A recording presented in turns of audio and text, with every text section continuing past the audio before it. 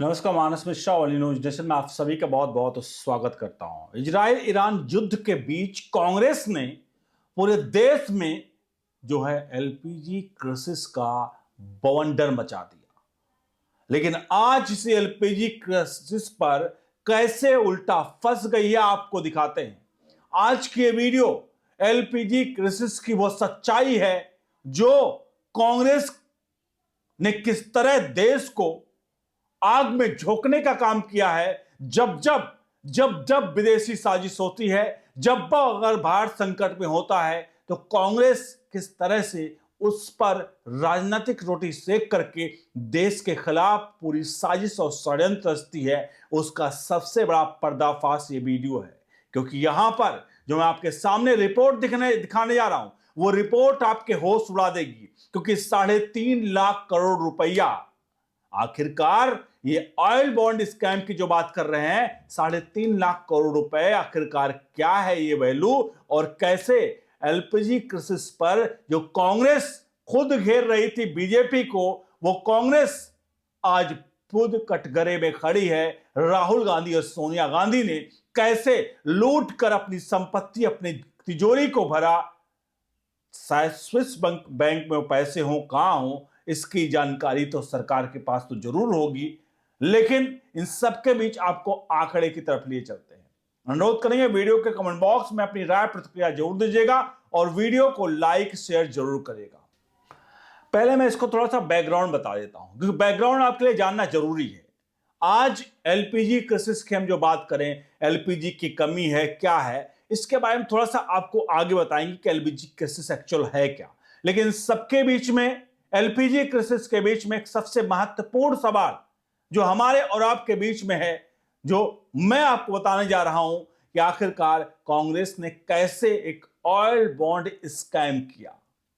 जब देश में आवश्यकता थी, जब कभी भी किसी चीज की आवश्यकता हो, तो हम ऐसा करें कि घर के सारे सामान को गिरवी रख करके, घर के सारे सामान को इस बिहाफ पर गिरवी रख दें कि हमारे आने वाले फ्यूचर जो है वो उस पर वो रकम चुकाएंगे और हम अय्याशी की जिंदगी जिएंगे। कुछ कांग्रेस ने ऐसा ही किया। हम आपको बता दें, कांग्रेस ने पहले जब तेल के दाम बढ़ाए जाने थे, जब उसने तेल खरीदे थे और तेल के दाम बढ़ाए जाने थे, ये बात है 2004 से लेकर 2014 तक की। जब तेल कंपनियों को दाम बढ़ाने थे, तो उन्होंने क्या किया, कंपनियों से कहा कि आप दाम मत बढ़ाइए, जो दाम बढ़ा हुआ रेट है उतने अमाउंट का हम आपको एक चेक दे रहे हैं। वो चेक आप आज के 10 या 15 साल बाद इस चेक को आप कैश कराना, और वो चेक ब्याज के साथ आपको ब्याज के साथ वो रकम मिलेगी। यही किया कांग्रेस ने। अब आंकड़े आपके सामने आ रहे हैं। ऑयल बॉन्ड स्कैम क्या आपके सामने दिख रहा है। ऑयल बॉन्ड स्कैम जो है, यूपीए वर्सेस मोदी गवर्नमेंट, पूरी सच्चाई टेबल में। यूपीए सरकार में कितने ऑयल बॉन्ड जारी किए आपको बता दें। जारी किए गए ऑयल बॉन्ड जो थे 2005 से लेकर 2010 तक, लगभग 1,34,000 करोड़ रुपए के, यानी 1,34,000 करोड़ रुपए जो कि सोनिया गांधी ने कर्जे पर उठाया। यानी एक कर्जा लिया तेल कंपनियों से और कहा ये पैसे हम आपको 10-15 साल बाद वापस करेंगे। इन्हें पता था कि देश को लूट लो, जैसे अंग्रेज लूट कर गए। पहले सोने की चिड़िया देश था और देश को क्या बनाकर छोड़ के गए। यही सोनिया गांधी ने किया कि जब मौका मिला है देश को लूट लो। 2010 से लेकर 2014, माफ कीजिएगा 2004 से लेकर 2014 तक जो देश के हालात थे वो आप समझ सकते हैं। और आपको बता दें ये किस लिए किया, इसका कारण बताया कि पेट्रोल डीजल सस्ता करने के लिए सब्सिडी थी ये, और भुगतान का तरीका कैश देने के बजाय बॉन्ड किया, जिसको भविष्य में भुगतान करना था। स्रोत के अनुसार कुल 1.34 लाख करोड़ रुपए के थी ये, जो ऑयल बॉन्ड जारी किए थे 1.34 लाख करोड़ रुपए के थे। और कहा गया इसको भविष्य में, कोई तारीख नहीं दी गई, आपको भविष्य में जब सरकार का मन करेगा तब दे देगी। लेकिन सरकार का जब भी मन करेगा, तो 2004 से, जब से आपको ऑयल बॉन्ड जारी किया जा रहा, तब से लेकर के तब तक का इंटरेस्ट पे करेगी, जब तक आपको पेमेंट आपकी मिल नहीं जाती। अब बढ़ते हैं इस आंकड़े में। आखिरकार फैक्ट जो बहुत सारे लोग कहेंगे, फैक्ट चेक करेंगे, गलत है, झूठ है, ये तो अफवाह फैलाई जा रही है। संसद में क्या आंकड़े दिए गए आपके सामने स्क्रीन पर जा रहे हैं। ये देखिए, सरकार द्वारा संसद में दिया गया आंकड़ा, ये जो अंग्रेजी में लिखा गया है, जो मैंने एरो दिखाया है बगल में आपको जिसमें दिख रहा है, इसमें statement refer to in the reply part A part B Rajya Sabha started question number 165। इसका हिंदी देखिए, हिंदी में अनुवाद देखिए, सबसे ऊपर लिखा है राज्यसभा के तारांकित प्रश्न संख्या 165 के भाग ए से एफ के उत्तर में संदर्भित विवरण डॉक्टर के केशवा राव द्वारा पूछा गया, जिसका उत्तर 13 दिसंबर को दिया गया। विषय था यूपीए सरकार के तहत जारी किए गए पेट्रोल बॉन्ड। अब इसमें ए से लेकर ई तक, यानी वर्ष 2005 से 2009-10 की अवधि के दौरान 1,48,186 करोड़ रुपए के तेल बॉन्ड जारी किए गए थे। इन तेल बॉन्ड पर वित्त वर्ष 2020-21 तक कुल 1,38,909 करोड़ रुपए की ब्याज राशि जमा हुई और सरकार द्वारा इसका भुगतान किया गया, जिसमें से 80,452 करोड़ रुपए की ब्याज राशि का भुगतान सरकार द्वारा 2013-14 से 2020-21 के बीच किया गया। वित्त वर्ष 2020-21 में 9,990 करोड़ रुपए की ब्याज राशि का भुगतान किया गया और चालू वित्त वर्ष 2020-21-22 में 9,990 करोड़ रुपए की ब्याज राशि का भुगतान किया गया। शेष है, मतलब क्या जाना शेष है 3500 करोड़ रुपए की कुल राशि वाले 6 तेल बॉन्ड वर्ष 2013-14 से 2019-20 के अवधि के बीच परिपक्व हुए और उनका पुनर्भुगतान कर दिया गया। तेल बॉन्ड का कुल भुगतान लगभग 3,20,000 करोड़ रुपए होने की संभावना है, जिसमें 1,48,186 करोड़ रुपए की मूल राशि और 1,71,000 करोड़ रुपए की ब्याज राशि शामिल है। ये मैंने आपको वो बात बताई है, वो चीज दिखाई है जो संसद में बताई गई है। ये फैक्चुअल चीज है। जो लोग कहें कि अरे ये लोग बवाल पैदा कर रहे हैं, ये कर दे रहे हैं, अब सोचिए, आज आप कुछ खाइए, किस चीज को खाइए और आप खाई के अय्यासी कर लीजिए। आप अय्यासी कर लीजिए कि पूरी तरह से, उसके बाद उस दुकानदार से कहिए कि आज तो मैं अय्यासी कर रहा हूं, लेकिन इसका भुगतान 10 साल या 15 साल के बाद करेगा या मेरी अगली पीढ़ी करेगी। यही कांग्रेस ने किया। उसे पता था हम जाने वाले हैं, इसलिए उसने कांड किया, जहां उसने उधार पर खूब खाए, खूब अय्यासियां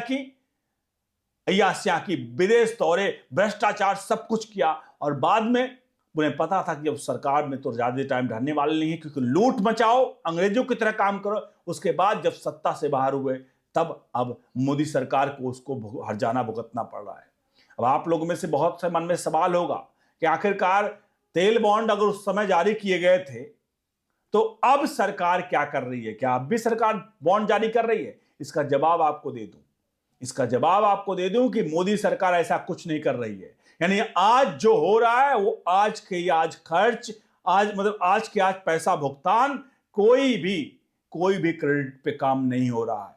हर पैसा जो हो रहा है वो on the spot DBT connection, मतलब उसके सब्सिडी के जरिए सब तेल कंपनियों को दिया जा रहा है। कहीं भी उधारी पर देश को नहीं यहां पर लाया जा रहा है, जिस तरह से कांग्रेस ने बवंडर मचा के लूट मचाई देश में। 2014 में मोदी सरकार को क्या मिला? जी हां, विवरण में बताया गया है कुल बकाया 1,30,000 करोड़ से 1,34,000 करोड़ रुपए है। पहले चुकाया गया 2014 से पहले सिर्फ 3,500 करोड़ रुपए के आसपास। 1,30,000 करोड़ 1,34,000 करोड़ में कुल मिलाकर राशि जो ब्याज या कुछ भी 3.5 लाख करोड़ के आसपास हुआ और 3,30,000 करोड़ के आसपास चुकाया गया और बचा हुआ रकम जो था 1,30,000 करोड़ रुपए वो मोदी सरकार के लिए छोड़ गई सोनिया गांधी, जो आज कही जाती, जो आकर के आज तालिबान और किसके लिए, मतलब फिलिस्तीन और ईरान के लिए पत्र लिखती है, कहते हैं ईरान और फिलिस्तीन के लिए क्या कर रही है सरकार। और आज ये लोग, इन लोगों का देख लीजिए करनी ये लोग क्या किए थे। अगले आंकड़े आपके सामने, अब मैं एक साल के आपको आंकड़े दे रहा हूं, जहां पे एक साल में कितने कितने पैसे मोदी सरकार ने चुकाए हैं इस पूरे ऑयल बॉन्ड के।